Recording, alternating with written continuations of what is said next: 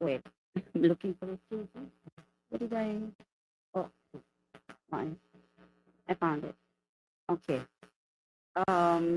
It's July 16, 2025, and we're here again. And today, the Office of the Vice President is proud to release its 2024 accomplishment report that showcases its accomplishments and successful endeavors that were started since Vice President Sara Duterte took office in July 2022. Our mission is to deliver public service that is accessible and responsive for the good of all Filipinos, especially the unserved and the underserved. And we're happy to give you some hard copies of the 2024 accomplishment report in the form of a coffee table. But it's like a coffee table book, but we also have a digital copy that you can access any time of the day or night in any mobile device, a computer, or any other technical devices that you have. You will see here in the accomplishment report the among the programs of the Office of the Vice President that has successfully catered to 2.4 or 2,416,899 passengers since the program was launched on August 3, 2022, and it is called Libreng Sakay. As of December 31, 2024, this program has already served 1,025,275 passengers. And so we have now 2,416,899 as of today. The Libreng Sakay has the following routes. It is actually an ongoing program that help the well, of course, we help our we have help from our private partners in public service to be able to complement mass transportation in Metro Manila, Cavite, Bacolod, Cebu, Davao, and now we have another one running in Tacloban. It is the latest route that we have created. And the free bus service in Tacloban now operates along the bus terminal from the Tagpuro Elementary School route in Tacloban City. It runs from Monday to Saturday with two daily schedules at 5 a.m. to 9 a.m. and 5 p.m. to 9 p.m., just like all the other routes in other parts of the country for Libreng Sakay. And we are currently studying and exploring the possibility of increasing the hours of operation from 4 a.m. to 10 a.m. It's going to be much longer because I think passengers leave their houses as early as 4 a.m. So we're still studying, looking into the best possibility if we can allow that. Um, of course, it's also the rainy season now, so we can better accommodate the growing number of passengers who depend on public transportation. This is also going to be a very dependable mode of transport for our passengers or the beneficiaries of Libreng Sakay, especially with the looming or forthcoming gasoline prices. Of course, with as gasoline prices go high, our transportation fare also goes high. So this will help the public a lot and ease their lives, their daily lives, even just a bit day by day. Our initiative aims to ease the financial burden on local commuters and promote greater economic mobility and access to opportunities within the community. And since its official launch in August 2022, the Libreng Sakay program has deployed a total of 9 buses covering routes in Metro Manila. This is from Monumento to PITX, and then we have Quiapo to Commonwealth and PITX to Naik, Cavite. We also have in Metro Cebu, Bacolod, Davao City, and the newest is Tacloban. And just to tell you also, the Libreng Sakay is only one of the many accomplishments of the Office of the Vice President for the year 2024. And you will find them in the coffee table book. If you are given the hard copy, you can ask them later. I think they're going to distribute some. But for the digital or high-tech people, you can just go to Facebook And I understand that the link to this page or to this book has already been posted. And so now I am ready to answer your questions if there are any. Any questions on the topic? Miss Bella, Philippine Star. Ma'am, based on your accomplishment report, 86% yung utilization ng 2 billion budget. Mhm. Compared sa previous years, mataas pa ito. And anong cost kung bakit hindi na fully utilize yung 2 billion budget ng OVP? Okay, so I have to be clarified. What's the 2 billion budget? For 2024? Yes. Hold on. Based on the accomplishments we have not utilized, you said there was low utilization. No. 86% yung utilization rate. So merong portion na hindi na-utilize. Anong cost na bakit hindi na fully utilized? Oh, And yes. compared sa previous years, mas mataas In ba to? 2023, Yeah. and then it increased again in 2025. So far by half a year computation. There were a lot of challenges in implementing the programs of the Office of the Vice President. An example would be the Magnegosyo Taday, because it takes a lot of time in assessing and qualifying the would-be beneficiaries of the program. Also, the documentations for the businesses were strictly studied and evaluated by the Office of the Vice President according to the manual of operations that we have. Because for each program in the OVP, it has its own manual of operations to make sure that everything is clearly and effectively done by the book. We follow instructions based on the manual of operations, and the portion of the fund that was not utilized was due to the fact that we were not able to um, uh, release all the money, release everything for the projects because of some additional requirements that were necessary. And then ma'am, based on your budget for this year, hindi nakasama yung medical assistance and burial. So, meron po ba tayong data kung ilan yung lumalapit sa OVP na although term na rejected, so anong ginagawa natin sa mga yung mga nire-reject natin na nag-a-apply ng medical and burial? And before sabi ni although hindi pa ako nagko-cover ng may statement si VP na ang sa akin may difficulty daw o may yung pag nag-access ng tulong sa DSWD, ganun pa rin ba yung nararanasan ng OVP ngayon na hindi na-acknowledge yung mga nire-refer sa DSWD? Okay, sorry, can we go back to your first question, please? Yung data po kung gaano pa karami yung lumalapit sa OVP For medical and burial ano assistance? ginagawa niyo sa kanila kung ganito nga na wala tayong budget? Yes, that's true. We do not have budget for medical and burial assistance for 2024 and 2025. I mean, for this year, yes, 2025. So whatever materials were left last year for this program, we use them this year, like the wheelchairs that have been procured last year but were not given out. So we use them this year and other resources as well.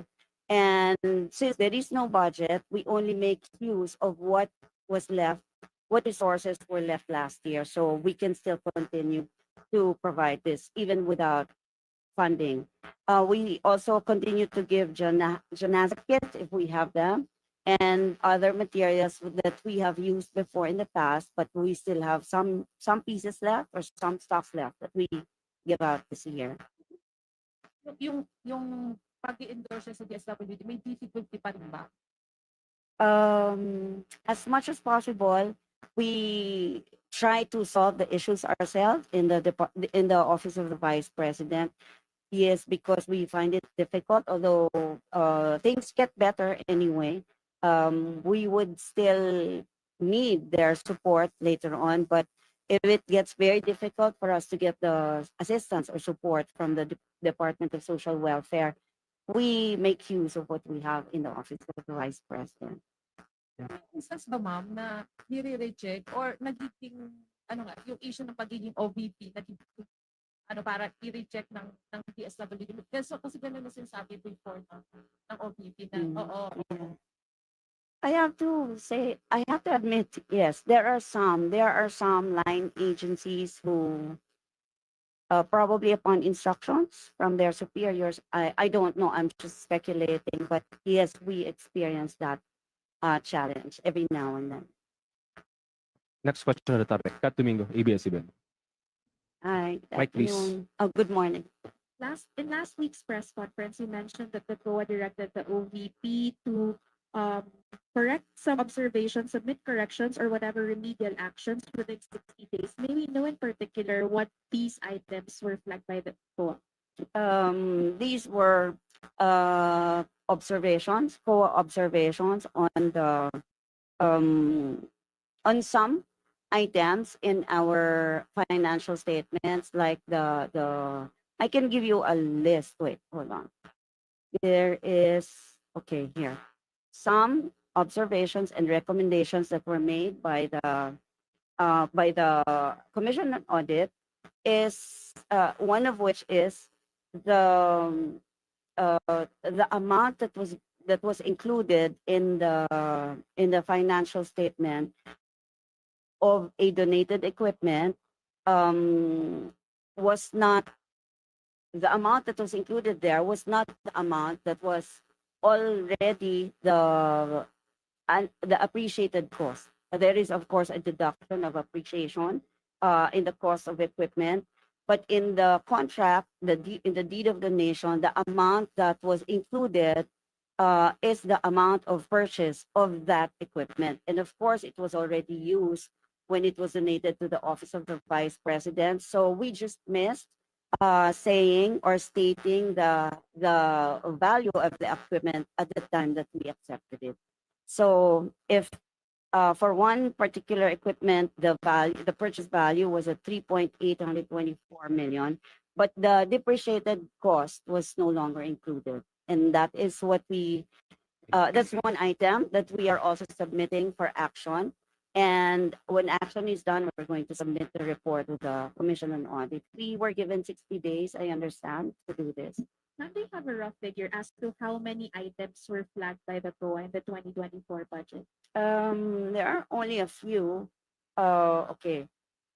Also on the manual of operations, where the Office of the Vice President limited itself, as to time, as to the prescription table, as to when the project will be completed. That is one, so that the Commission on Audit recommended that we ensure the feasibility and viability of the project proposal, and also revisit the manual of operations so we can ease it up a little bit, and then so be able to comply with what is stated in the manual of operations.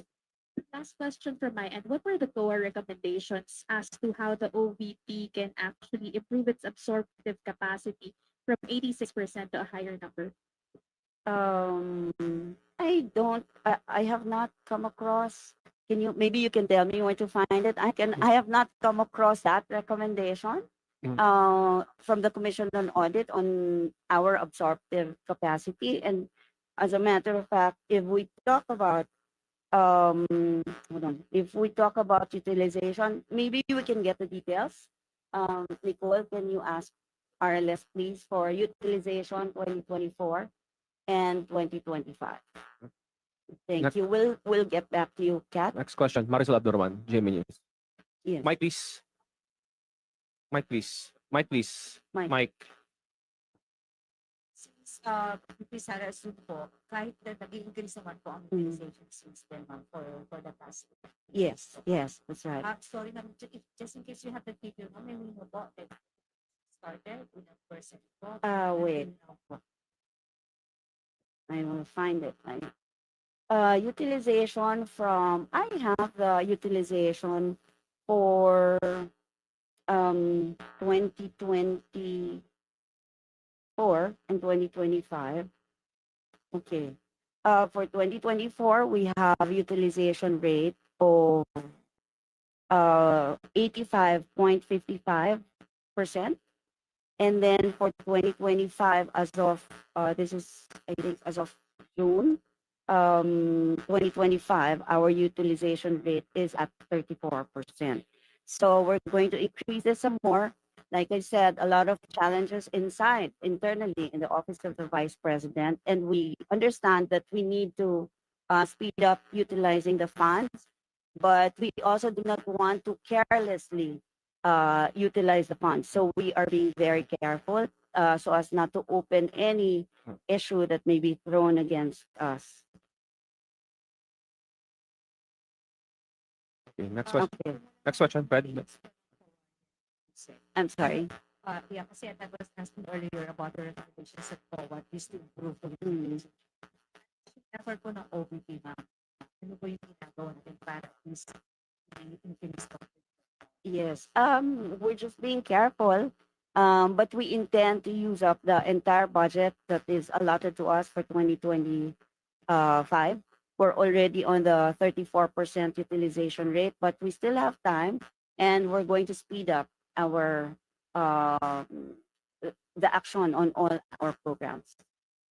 Next question, Fred Mendoza, Manila Times. Ma'am, good morning. Good morning po, ma'am. Kasi may mga lawmakers po kasi parang bakit nagkaroon daw po ng unmodified opinion. Sa kanila sa OVP, doesn't mean daw po na-register po yung record. Ano po inyong comment po doon sa sinabi? While the OVP had its unmodified opinion, hindi naman daw siya technically malinis or technically fair yung para lang po maliwanag sa ating kaumbayan. Kasi naguguluhan po yata yung kaumbayan natin, yung ating mga public. Kasi pag sinabi yun, pag may sinasabi ng modified opinion, tapos biglang may mga nag-comment. Doon pala comment ng opinion. So, pakiklaro na lang po natin para. Okay. I also heard that. And okay, let me go back. There are three kinds of audits done, right? There's the financial statement audit, there's the compliance audit, there's the performance audit. We are only on the financial statement audit. The annual audit report of 2024 given by the Commission on Audit focused on financial statements. And in financial statement audit, there are only two kinds of audit reports that will come out. Only two kinds of opinions. That's the unmodified audit opinion and the modified audit opinion. It can be, I think it can be interchanged with qualified and unqualified. Some other auditors use that. And there is no other rating, there is no other conclusion that will come out from the Commission on Audit. So, like I said, only modified and unmodified. So, in the unmodified opinion that the Office of the Vice President has been receiving since year 2022, it means that it says that the Office of the Vice President fairly presented the financial statements in all material respects. And there is no misstatement whatsoever in such presentation. In Tagalog, ang sabi po ng Commission on Audit ay maayos na nailahat ang financial statements, maayos na naipresenta sa Commission on Audit, at wala in all respects, sa lahat ng anggulo ng financial statements, at wala po silang nakitang material misstatement. Ibig sabihin po ang Tagalog ng misstatement, maling pagkakasulat or maling data or maling information na naibigay. So, however way anyone will make a conclusion on that statement given by the Commission on Audit, iisa lang po pa rin ang ibig sabihin na wala pong mali, walang misstatement na binigay, tama ang pagpresenta ng financial statement na supported by all the documents that we submitted. Okay, Any thank other you. questions on the topic? Kayo muna tayo, availability.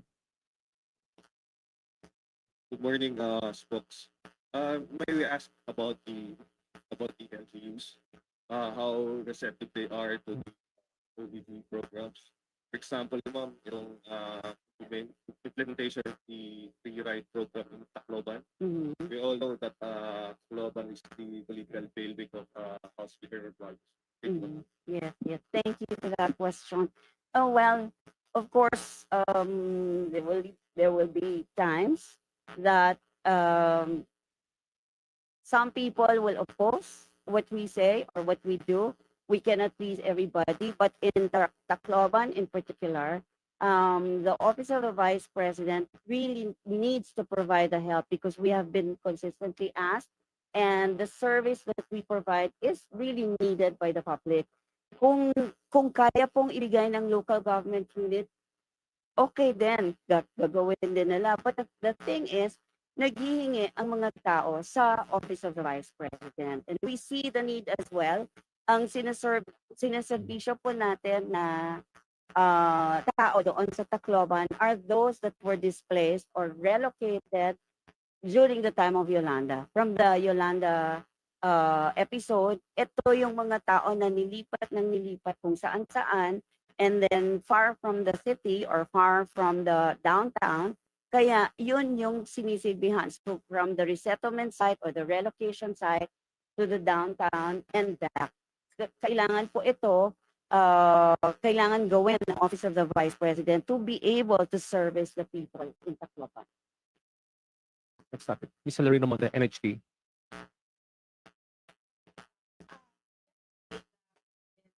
The 6.9 budget for next year. How optimistic are you that the proposed budget of the OVP, which is I think more than 900 million, Mhm. will be approved by Congress? Oh, yes. The Department of Budget and Management approved or recommended to the House of Representatives and the Senate the amount of 903 million pesos for the year 2026. We cannot say if we're sure, or we cannot say also if we're not sure. So we leave it to Congress and we just pray that they grant that budget.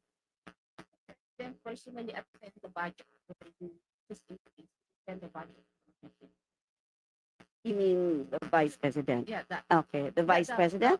the vice president. I'm not sure if she will attend the budget hearing, but we have competent staff to defend our budget and explain to Congress why we need this amount of money. Sorry, where's the vice president right now? And I believe she will be going abroad again. So what will be the agenda of her trip? The Vice President, as far as I know, left the country to visit her father in the Hague in the Netherlands. But during the SONA, she said that she'll be in another country. Yes, she will be. She has invitations from different OFW organizations in some areas in the world, and I understand that on the day of the sauna is the day that she arrives from this trip. Next question, Jason Rubrico. SM9. Mike, please. Last two questions. Good morning, ma'am. Ma'am, may we have your reaction po ng Office of the Vice President tungkol sa trust ratings ni VP Sara in the recent SWS survey na nakakuha po siya ng 61% and so far siya po yung pinagkakatiwalaan na highest up po siya ng Mhm. Oh well, of course, if I know that no, I'm not saying that this survey is real. I'm not saying that other surveys are not real, but getting a high rating of above 50%, of course, will make anyone happy, including the vice president.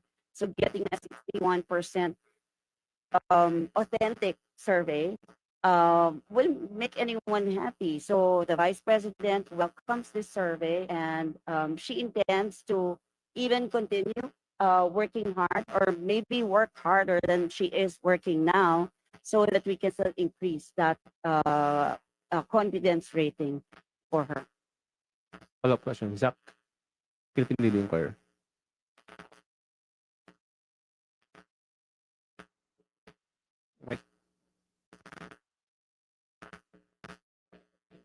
there's this SWS survey where it's sinabi the majority of Filipinos, or 66% believe that Vice President Duterte should face the impeachment court to formally address charges. Mhm. Okay.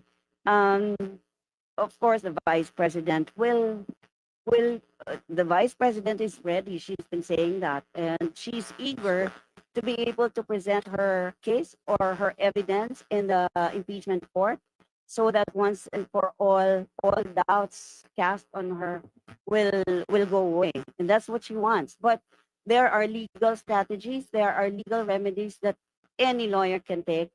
So in this case, the lawyers of the vice president are taking legal remedies, legal strategies that are allowable in our system. So we'll wait. The vice president will just wait for whatever decision the Supreme Court issues on this one. And should the impeachment trial go as planned, the vice president is prepared.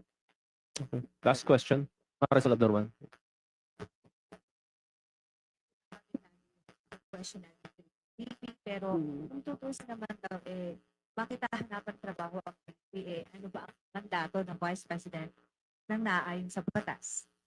Mhm. What's the mandate of the Vice President? The mandate of the vice president is the same as the mandate of the president. Lahat po ng nakalagay sa constitution na trabaho ng presidente, ganun din po ang trabaho ng vice president. She is technically the assistant, or when the president is absent, she takes over because she's the vice president. May nagsasabi nung nag-spare time lang ang VP. So, what do you mean to say? Sa expert. Okay, JC, you will have to indulge me. Hmm.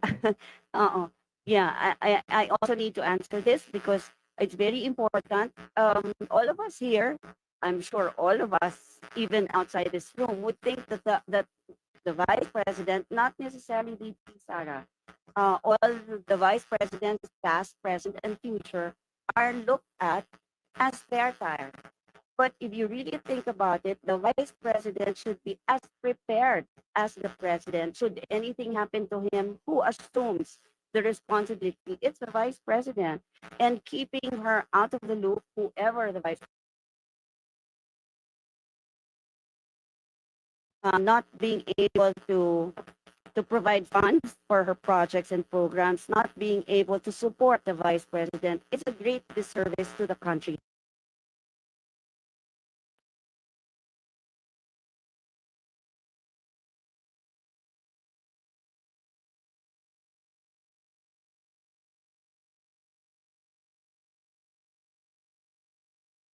Long is going to take, we don't know. We cannot. We need a vice president who is always ready to assume. And the services that are now being delivered by the vice president through her office is a way of preparing herself just in case anything happens from now until 2028. Otherwise, it's just, it's all in a day's work. Our programs, our plans, our activities, funded or not by Congress, it's all in a day's work. We'll still complete the job that she has promised to do in 2022, and she continues to fulfill it, and she will make sure to see through all those promises fulfilled in 2028 by the end of her term. Okay, that wraps up for our today's presser. Thank you very much for coming. Okay, thank you. Wait, wait,